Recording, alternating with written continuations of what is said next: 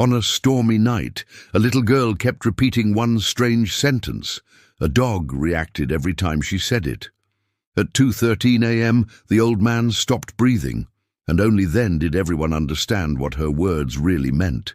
The storm arrived without warning, the kind that doesn't announce itself with distant thunder, but simply appears, heavy and determined, swallowing the sky in minutes. Rain struck the roof of the old man's house like handfuls of gravel, and the wind pressed against the walls as if testing their strength. Inside, the lights flickered once, twice, and then went out completely, leaving the house wrapped in a silence broken only by the ticking of an old wall clock and the steady drumming of rain. The old man had lived alone for a long time, long enough that nights no longer felt lonely, just quiet. He had learned how to sit with the dark, how to listen to it, how to measure time by small, familiar sounds. That evening, he was seated in his armchair near the window, a blanket pulled over his legs, waiting for the storm to pass, like he had done 100 times before. Then came the knock. Not loud, not desperate. Just 3 soft knocks, slow and careful, as if whoever stood outside wasn't sure they were welcome. The old man frowned and leaned forward. No one came to his door anymore, especially not on a night like this. He hesitated, listening, half expecting the sound to vanish like a trick of the storm. But the knock came again, gentle, patient, unmistakably real. When he opened the door, cold rain rushed in, and with it stood a little girl. She couldn't have been more than 6 or 7 years old. Her hair clung to her face in wet strands, her thin jacket soaked through, shoes muddy and mismatched. She didn't cry, she didn't speak. She just stood there, eyes wide and dark, staring up at him with a look that wasn't fear exactly, but exhaustion. At her side sat a dog, medium-sized, dark-coated, ribs faintly visible beneath rain-plastered fur. The dog didn't step forward. It didn't bark. It simply sat, body tense, eyes locked on the old man with a seriousness that felt unsettling. When the old man moved closer, the dog rose slightly, positioning itself between the girl and the doorway, not aggressively but protectively. "It's all right," the old man said softly, more to the dog than the girl. "You can come in. You'll catch cold out here." The girl took one small step forward. The dog didn't move. Only when the old man stepped back did the dog finally allow them inside. The door closed behind them, shutting out the storm, but something else seemed to follow them in, a quiet tension that didn't belong to the weather. The girl stood near the wall, water pooling beneath her shoes, hands clenched at her sides. The dog sat down again, close enough that its shoulder touched her leg. The old man fetched a towel, then another blanket. He crouched with some effort, draping the towel around the girl's shoulders. She flinched at first, then relaxed slightly, as if her body had been holding itself rigid for too long. When he offered her a chair, she shook her head. She pointed instead to the floor, to the space beside the dog. They settled there together, the girl curling in on herself, the dog lowering its body until it formed a barrier between her and the rest of the room. The old man noticed how deliberately the animal positioned itself, always facing outward, always aware. "Where's your family?" he asked gently. The girl's lips moved, but no sound came out. Then, so quietly he almost missed it, she whispered something. The words were soft, uneven, like something memorized but not fully understood. "He stops sometimes." The old man leaned closer. "What did you say, sweetheart?" She didn't repeat it. Instead, she pulled the blanket tighter around herself and closed her eyes, as if the effort of speaking had taken everything she had left. The dog's ears twitched. Its gaze shifted briefly, not toward the girl, but toward the old man. That was when he felt it, a faint tightness in his chest, not pain, just a pressure, subtle enough to ignore, familiar enough that he did. He told himself it was the cold air, the effort of standing, the storm. He straightened, forcing a calm he didn't entirely feel. "You can stay here tonight," he said. "Both of you." The dog didn't react. It only continued to watch him, eyes steady, unblinking, as the clock on the wall ticked forward, marking the slow, quiet beginning of a night that would change all of their lives. The storm did not ease as the night moved on. Rain kept falling in heavy sheets, and the wind rattled the windows, as if reminding the house how exposed it was. The old man busied himself with small tasks, lighting a candle, setting another blanket near the fireplace, placing a bowl of water on the floor, anything to keep his hands moving.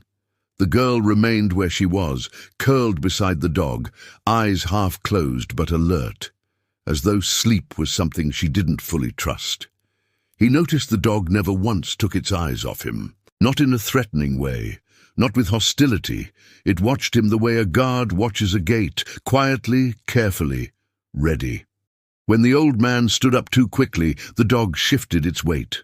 When he coughed, it raised its head. Every movement seemed to register. "You don't have to worry," the old man said softly, lowering himself into the armchair. "I'm not going anywhere." The girl stirred at that. She lifted her head slightly, her face pale in the candlelight, and whispered again, almost to herself, the same strange words as before. "Stops. Sometimes."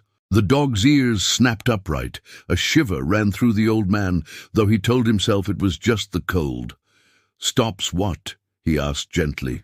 She didn't answer. Her eyes drifted shut again, but her lips continued to move, repeating the sentence in a quiet rhythm, as if it were part of a lullaby she'd learned long ago. Each time she whispered it, the dog grew more alert, shifting closer to the old man, its body angled now, not just toward the girl, but toward him as well. The clock on the wall ticked loudly in the silence between the gusts of wind. The old man checked the time without really meaning to. Just after midnight, he felt tired, heavier than usual. The warmth of the room, the steady sound of rain, and the exhaustion of the day pressed down on him all at once. His chest felt tight again, not enough to alarm him, just enough to make him breathe a little slower. He placed a hand over his heart and waited for the sensation to pass. The dog noticed immediately. It rose and took a step toward him, sniffing the air, eyes fixed on his face. The girl opened her eyes and sat up slightly, clutching the blanket in her small hands. "He stops," she whispered again, louder this time. "Sometimes, at night." The old man forced a small smile. "It's all right," he said, though his voice sounded thinner than he intended. "Old people get tired, that's all." But the dog did not relax. It moved closer, positioning itself between the chair and the girl, as if forming a line it didn't want crossed.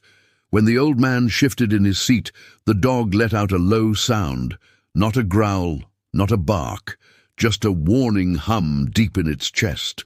The girl watched him with an intensity that didn't belong to someone so young. She seemed to be counting something, her lips moving silently now, eyes fixed on his chest as his rose and fell beneath his shirt. The old man noticed her stare and felt suddenly exposed, as though something about him was being measured without his permission. He cleared his throat and stood, planning to prepare the guest bed, but the room tilted slightly when he did. He steadied himself against the chair, waiting for the dizziness to pass. The dog stepped forward instantly, barking once, sharp, loud, cutting through the room like a snapped wire. The girl flinched and grabbed the dog's fur, pulling it close. "Don't," she whispered urgently. "Not yet." Those two words lingered in the air, heavy with a meaning the old man couldn't grasp. "Not yet," he repeated softly, trying to smile again. The girl shook her head. Her eyes darted to the clock. The dog followed her gaze. The old man looked too. 12:47 a.m. None of them spoke after that. The storm raged on outside, the candle flickered low, and somewhere beneath the quiet tension filling the room, time continued to move, slowly, deliberately, toward a moment none of them could yet name, but all of them seemed to be waiting for.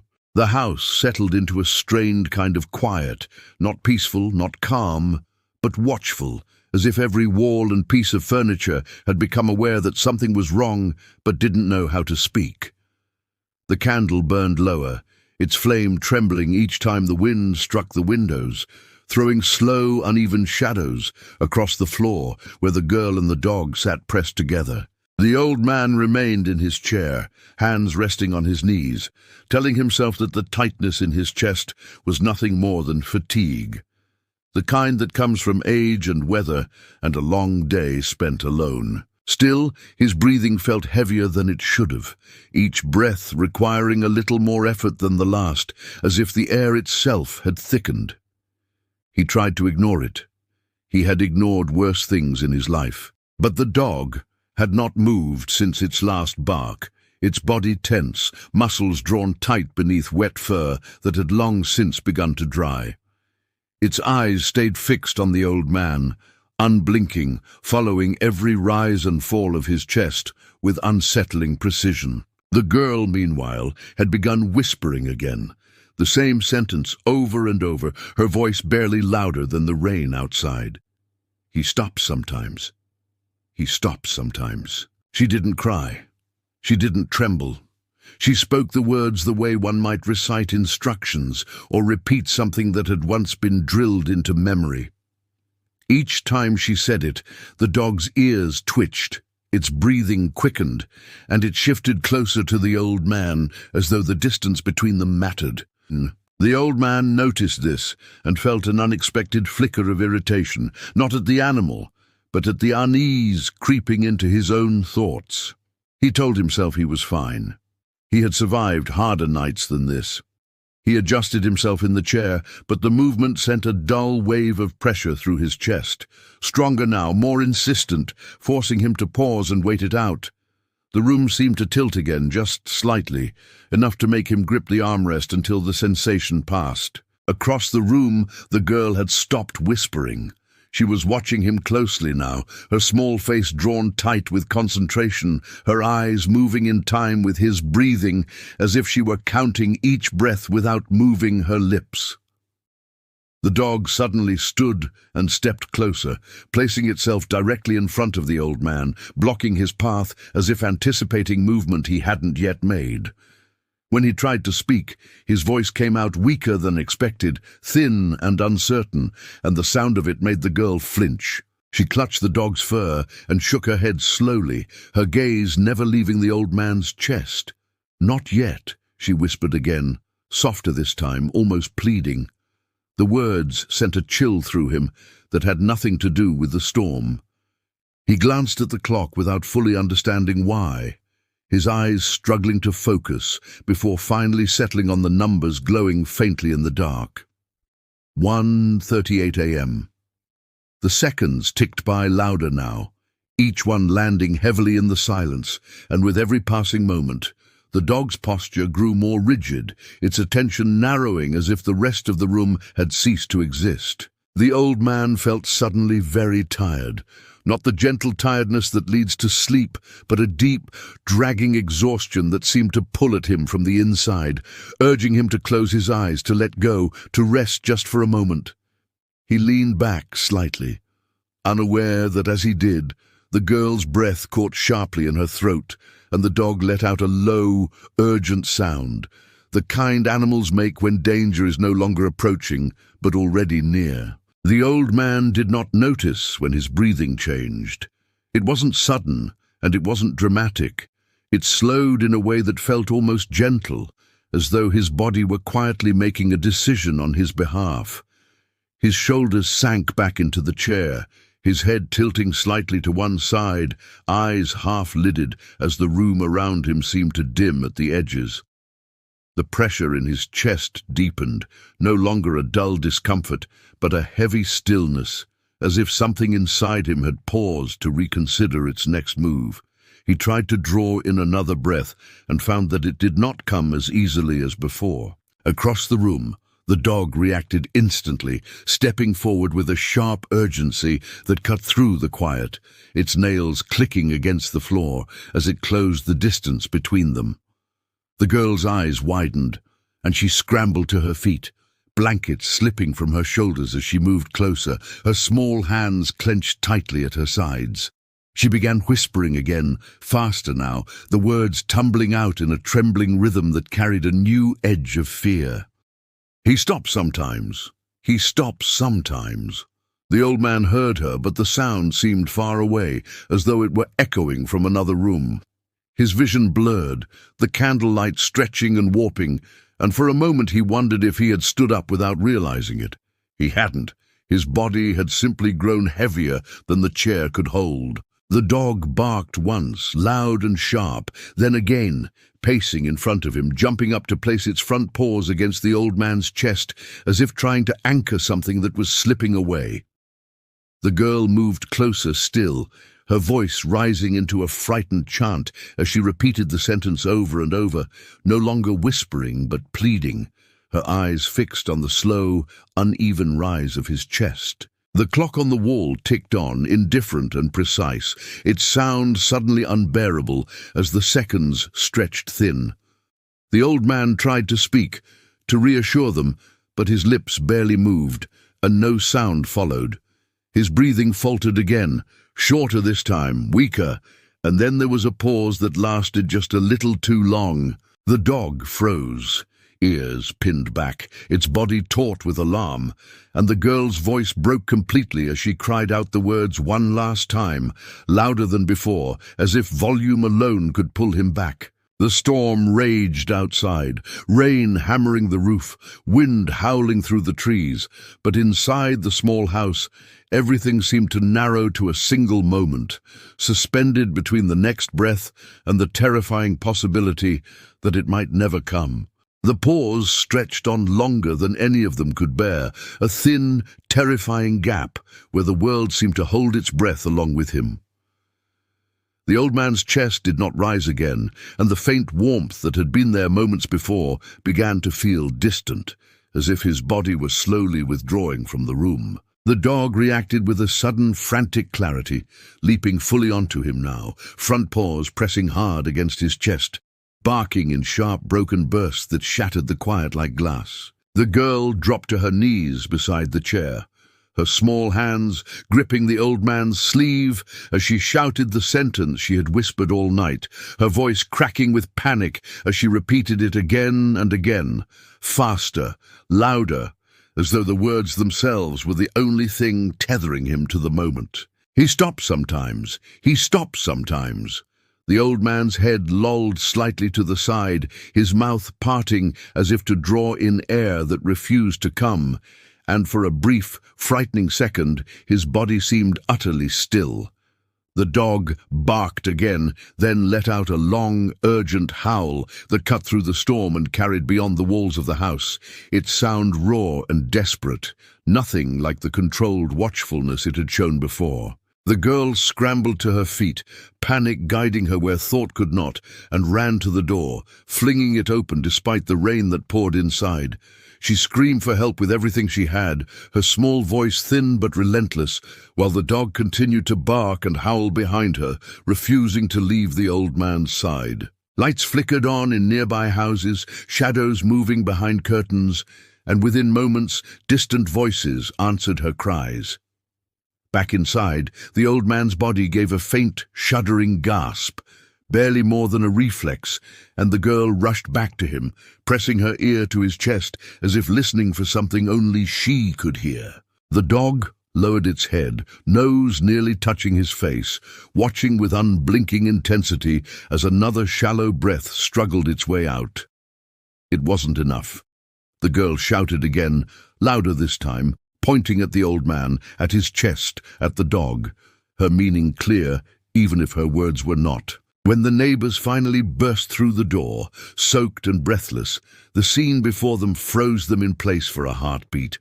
The child kneeling in the lamplight, the dog standing guard, and the old man slumped in the chair, hovering dangerously close to a silence no one wanted to name. Everything happened at once after that, yet later it would feel as though it all moved in slow motion. Someone shouted for an ambulance, while another neighbor eased the old man carefully down from the chair, laying him flat on the floor as rainwater pooled near the doorway. The dog refused to move, pacing in tight circles around his body, growling whenever anyone came too close, until the girl wrapped her arms around its neck and whispered urgently into its fur, calming it just enough to let the others work. The old man's face had gone pale, his breathing shallow and irregular, each breath separated by pauses that felt far too long, and when someone checked for a pulse, their expression tightened with fear. The clock on the wall ticked on, merciless and clear, its hands sliding past 2:13 a.m. as if marking the moment with cruel precision. The girl noticed it and screamed again, pointing at the old man, then at the clock, then back at his chest, repeating her sentence with frantic insistence, as though she were trying to force the night itself to understand. The dog suddenly barked again, sharp and commanding, snapping everyone's attention back to the man, just as his chest stuttered and rose in a weak, uneven gasp. Relief surged through the room, fragile and brief, because the breathing did not steady. When the paramedics finally arrived, boots splashing through water on the floor, the house filled with controlled urgency. Questions were asked, instructions given, hands moving fast and sure. Oxygen was fitted, monitors attached, numbers flashing in red and green that meant nothing to the girl but everything to the people kneeling beside him. One of the paramedics frowned at the readings and said something under his breath, and suddenly the room grew even more tense. The dog pressed closer, nose nearly touching the old man's cheek, while the girl stood frozen, eyes wide, lips still moving, as she whispered the sentence again and again, softer now, as if afraid that shouting might make things worse. As they lifted the old man onto the stretcher, his body jolted slightly, a deeper breath tearing through his chest at last, and the dog let out a low, trembling sound that was half bark, half whine. The neighbors stepped back, making space, watching as the man was carried out into the storm, the flashing ambulance lights washing the night in red and white. The girl followed to the doorway, clutching the dog, rain soaking her hair once more, her eyes fixed on the stretcher, as if willing it not to disappear. And as the ambulance doors slammed shut, and the siren cut through the darkness, one question hung unspoken in the air, heavier than the rain and the fear combined. How had a little girl and a stray dog known that this exact moment would be the one that mattered most? The dog is black. The hospital corridor smelled of disinfectant and rain-soaked clothes, a sharp contrast to the warmth of the old man's house that now felt impossibly far away. The girl sat on a plastic chair near the emergency room doors, her feet dangling above the floor. The dog pressed tightly against her leg, as if afraid that if it let go, everything else might slip away too. She hadn't stopped whispering since the ambulance ride, the words now barely audible, worn thin by repetition and fear.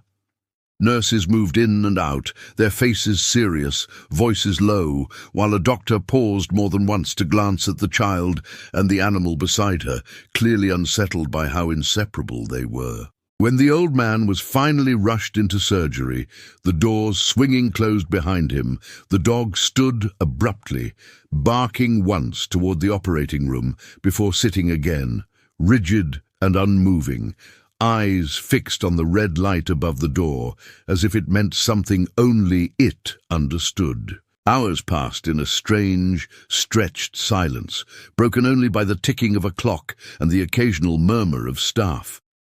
The girl eventually grew quiet, her head resting against the dog's shoulder, exhaustion overtaking fear, but even in sleep her lips moved faintly, repeating the same sentence she had carried through the night. A nurse knelt beside her at one point, gently asking where she had learned those words, and the girl answered without opening her eyes, her voice flat and distant, saying her mother used to say them when people stopped breathing, when you had to wake them fast, or they would never wake at all. The nurse went still, the meaning settling over her like a weight, and she rose quickly to pass the information along.